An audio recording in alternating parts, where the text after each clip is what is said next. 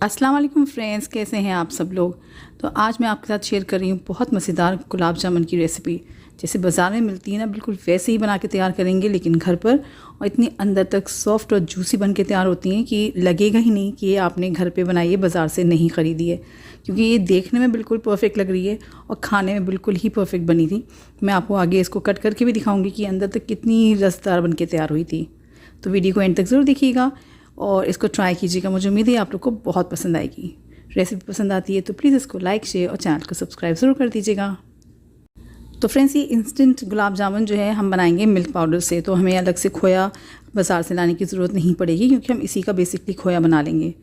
Milk powder के साथ डालेंगे इसमें हम सूजी और साथ ही साथ डालेंगे इसमें हम देसी घी। तेल मत डालिएगा, घी डालिएगा या देसी घी डालिएगा, उससे बहुत अच्छा फ्लेवर आएगा। और डाल देंगे इसमें हम 1 कप दूध। ये रूम टेम्परेचर का दूध है। अब इन सारी चीज़ों को आपने मिक्स कर लेना है। जल्दबाजी मत कीजिएगा, अच्छे से मिल्क पाउडर को दूध में मिलाइएगा, इसमें गुठलियाँ नहीं पड़ना चाहिए। और गैस ऑन करके स्टेप मत कीजिएगा क्योंकि अगर एक बार मिल्क पाउडर में गांठ पड़ गई तो उसको तोड़ना बहुत मुश्किल पड़ता है।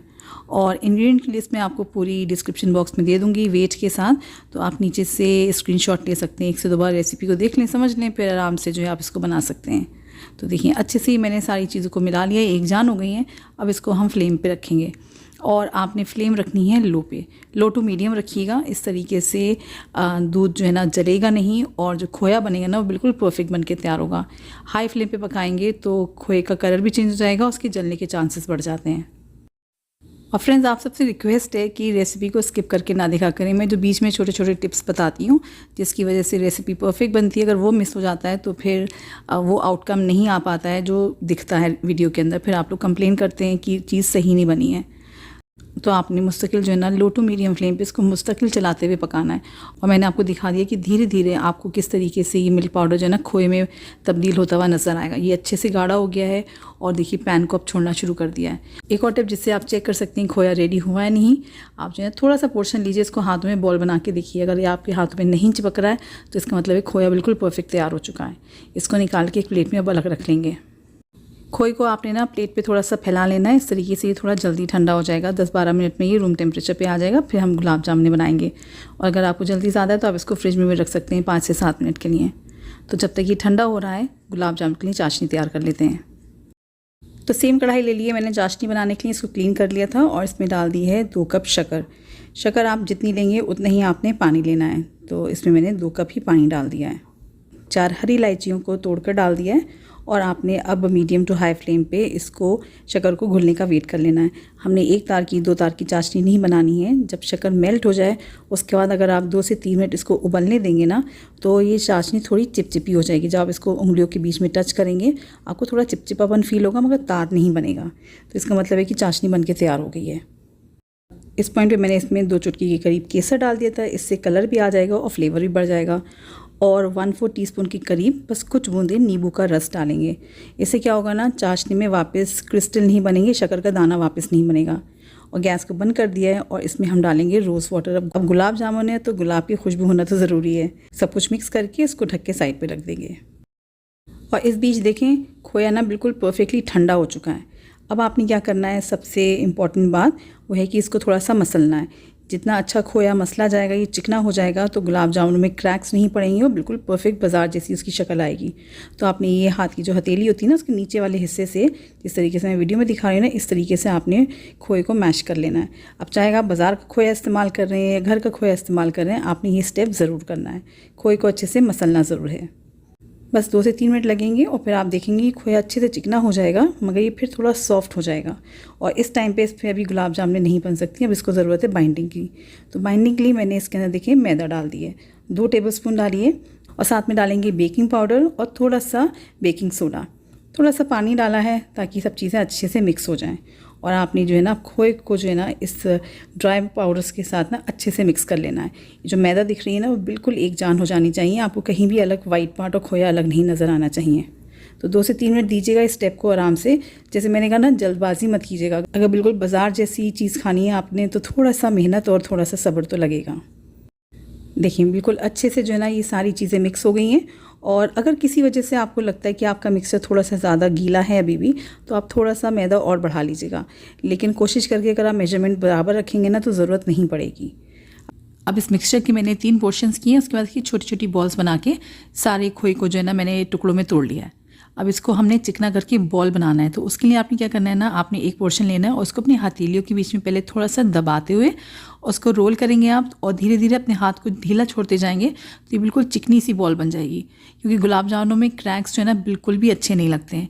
तो आपने इस ट्रिक को बिल्कुल फॉलो करना है कि आपने पहले मिक्सचर को ना अपने हथेलियों में हल्का सा मसलते हुए, इसको दबाते हुए आपने इसकी बॉल बनानी। देखिए जैसे मैं आपको दिखा रही हूँ। तो ये बहुत आसानी से ये सारी बॉल्स बन के तैयार हो जाती हैं, इसमें ज़्यादा मेहनत नहीं लगती है।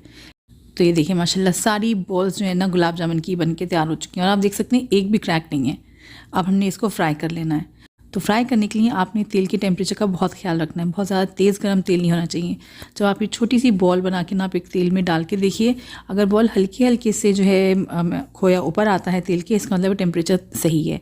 अगर एकदम से खोया ऊपर आ जाता है तो मतलब है कि ये बहुत ज़्यादा अभी तेल गर्म है, तो आपने गैस को बंद कर देना है। तो ये बिल्कुल परफेक्ट टेम्परेचर पे था। तो एक एक करके मैंने सारी जो है ना गुलाब जामुन की बॉल्स इसमें डाल दी हैं।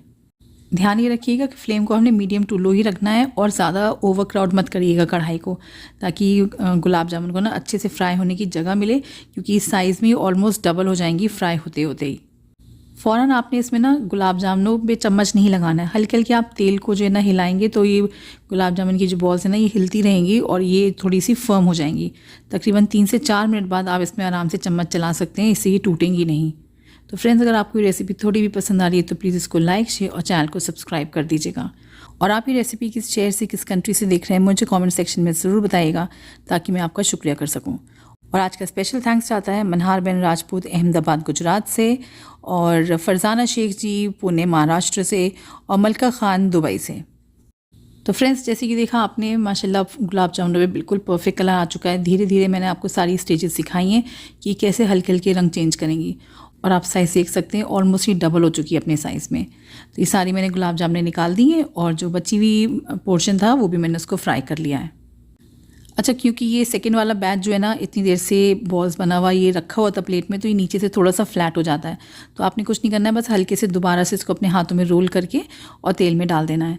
और तेल का टेम्परेचर थोड़ा सा ज़्यादा हो चुका होता है एक बैच फ्राई होने पर, तो आपने बस 1 से 2 मिनट के लिए गैस को बंद कर देना है और दोबारा से फिर फ्लेम को आप मीडियम टू लो ऑन कर लीजिए और सेकेंड बैच को भी ऐसे आराम से फ्राई होने दीजिएगा। तो देखिए माशाल्लाह ये सेकंड बैच भी फ्राई होकर रेडी हो चुका है। अब हमने गुलाब जामुनों को डालना है चाशनी में।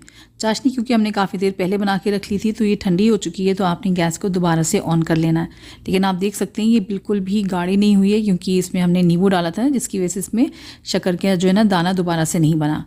सारी गुलाब जामुन डालने के बाद मैंने फ्लेम को जो है ना हल्की आंच पे रखा है और बस हमने चाशनी को इतना गर्म करना है कि आपको हल्के हल्के से चाशनी में बबल्स नज़र आ जाने चाहिए। इसका मतलब कि चाशनी अच्छी तेज़ गर्म हो चुकी है।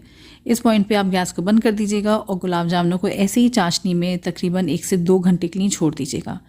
ठंडी गुलाब जामुन पसंद हैं तो 1 घंटे बाद आप गुलाब जामुनों को फ्रिज में रख दें, और गर्म खाना पसंद करते हैं तो इसी टाइम आप इसको गर्मा गर्म सर्व कर सकते हैं। तो देखिए फ्रेंड्स, ऑलमोस्ट 2 घंटे हो चुके थे गुलाब जामुनों को चाशनी में भीगे हुए, और इन्होंने चाशनी बहुत अच्छे से एब्जॉर्ब कर ली है। और जो है ना इसको हम डिश आउट कर लेंगे। गुलाब जामुनों के ऊपर मैंने हल्का सा पिस्ते की कतरन काट के डाल दी है। देखने में अच्छी लगती है तो खाने का मज़ा वैसे भी बढ़ जाता है। और गुलाब जामुन वाकई ज़्यादातर सब लोगों की फेवरेट होती है, क्योंकि खाने में बहुत मज़ेदार होती है। और घर पे बना के तैयार करेंगे, खोया वगैरह भी घर पे बनेगा तो किसी चीज़ का टेंशन ही नहीं। आजकल बाज़ार में बहुत ज़्यादा नकली खोया भी मिल रहा है, तो आप इसको घर पर बना के इंजॉय कर सकते हैं। और मैं आपको एक पीस कट करके दिखाती हूँ। देखिए अंदर तक जो है ना रस इसमें भरा हुआ है, ये बिल्कुल भी अंदर से ना तो कच्ची है और ना ही कोई भी स्पॉट जो है ना सूखा हुआ है। बहुत मज़ेदार बन के तैयार हुई थी। आप इसको ट्राई कीजिएगा, मुझे उम्मीद है आपको बहुत पसंद आएगी।